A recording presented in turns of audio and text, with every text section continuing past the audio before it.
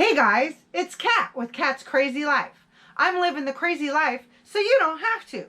I am so sorry that I have been gone for so long, but it wouldn't be called Kat's Crazy Life if I wasn't, living it. Although I do get to meet really cool and local artists on all my adventures and travels, and today I want you to meet a friend of mine. This is Suzanne Wilson. Hi guys. Suzanne is a local artist and author that has been writing for quite some time. Suzanne, would you give us a little bit of a discussion about what you write, how you write, and your process? Sure. Currently, I'm what's called a ghostwriter, which means that I write novels for other people to publish in their own name. What that means to them is that they can focus on the business end of it. And what it means to me is I get to be creative and I don't have to focus on the business end. I don't have to deal with marketing and all of that stuff that I am terrible at. Fun. I get to just let the creativity flow. And so I'm loving that. Nice. Now, have you written anything under your own name? I have. I have a couple of books that are published on Amazon. I started writing these years ago, just kind of off and on while I was still working a full-time job. So it took me a little while to get these two done and published. And of course, I think they've sold enough to buy a couple packs of cigarettes with the revenue. But it was good because it was really my kickstart into, hey, I can do this. And I went from there to starting to write for other people and actually believing in myself that, hey, I'm halfway decent at this and I really love it. Wow. Now, including the books you've ghostwritten, how many novels do you think you've actually written? Upwards of 100. I have been writing for the same people now for just exclusively for them for at least the past 4 years, and I write one novel a month for them. So in a year's time, I'm writing 12 novels for them.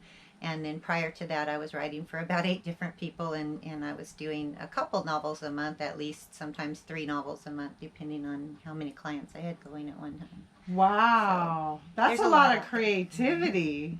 It's a lot of work, but when I'm writing, it doesn't feel like work most of the time. When I'm really in the zone, it just feels like I'm having a conversation that's coming out of my head. Yeah, no, I totally get the conversations in your head.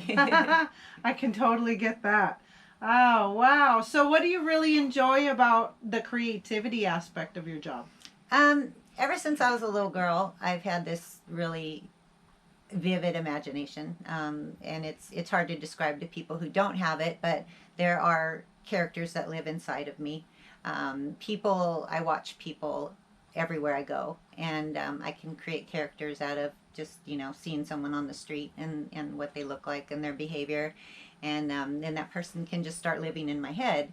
Wow. And so writing about people and creating characters gives me an outlet to take all of this that's inside of my head and actually give it a place to flow and it's like giving birth. I was explaining that earlier to Kat when we were talking. It's kind of like I've given birth to these characters and I get to watch them grow and I get to watch people get attached to them and they go from being this one-dimensional image to a three-dimensional person in my books and that's the best part to me. That's the most fun. That's the ultimate in creating. You are literally creating worlds that will live forever within the pages of those books.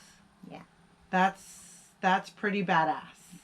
I commend you for all that. Now, I'm sure with every bright side, there's maybe something that's not so fun about being a professional writer. So what kind of stressors do you tend to come across? Well, first of all, I've been super lucky. To begin with, when I first started doing this, I was still working full time. So, of course, that was a stressor, trying to find the time to do it. And I had too many clients because I was trying to build up my clientele. So the stressor was, okay, each one of them wants a certain amount of words by a certain time. And so that stressed me out, which takes away from the creativity process. If you're worried about, I have to write 10,000 words and not worried about, I need, write really the story so much.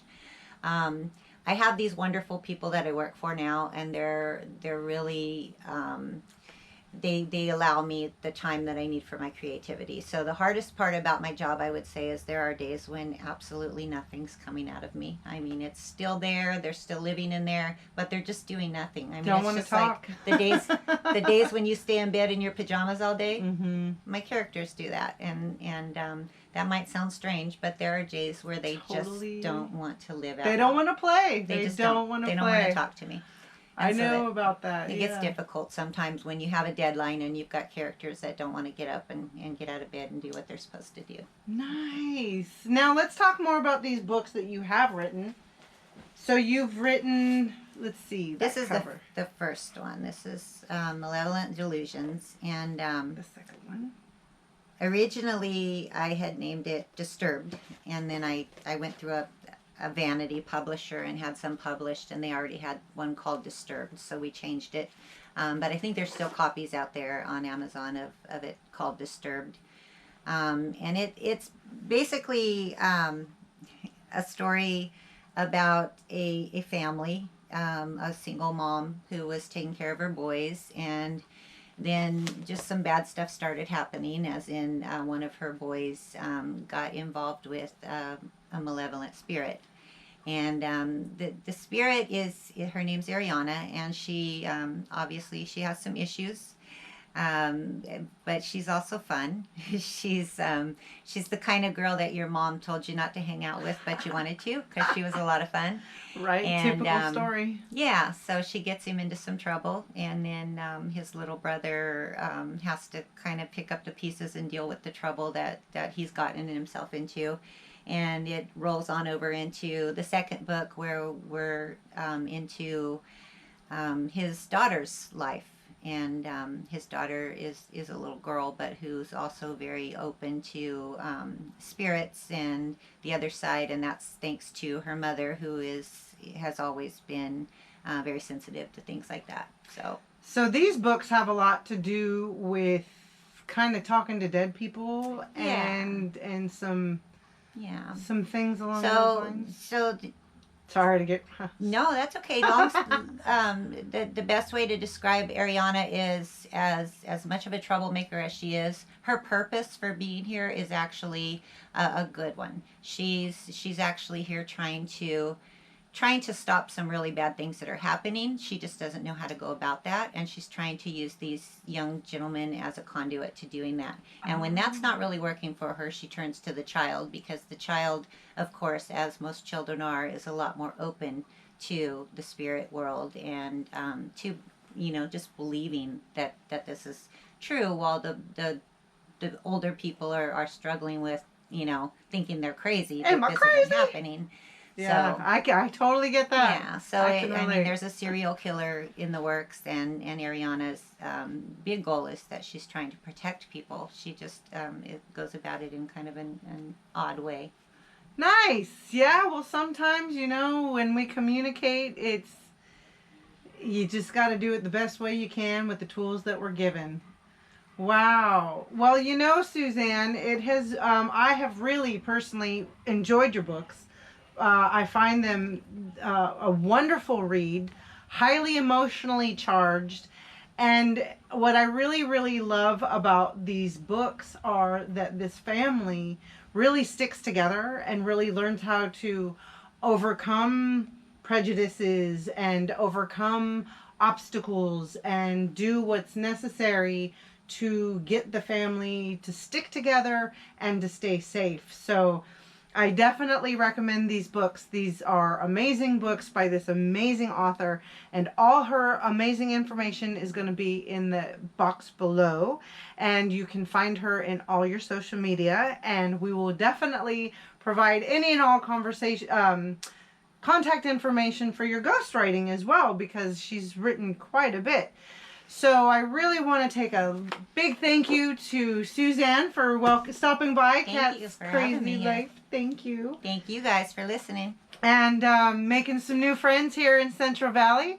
And I look forward to many more conversations now that my energies are balancing out a little bit and I can get back to my art and Cat's Crazy Life. And once again, I want everybody to have a wonderful holiday. We are getting into Thanksgiving time of 2020, so shit's getting really weird around town. But I'm really glad for all my followers and all my subscribers and all the people who stop by and welcome me into a little bit into their life and share their stories. So once again, thank you so much for stopping by Cat's Crazy Life, where I live the crazy life that you don't, so you don't have to. And I just want to say thank you once again and happy holidays, and over and out.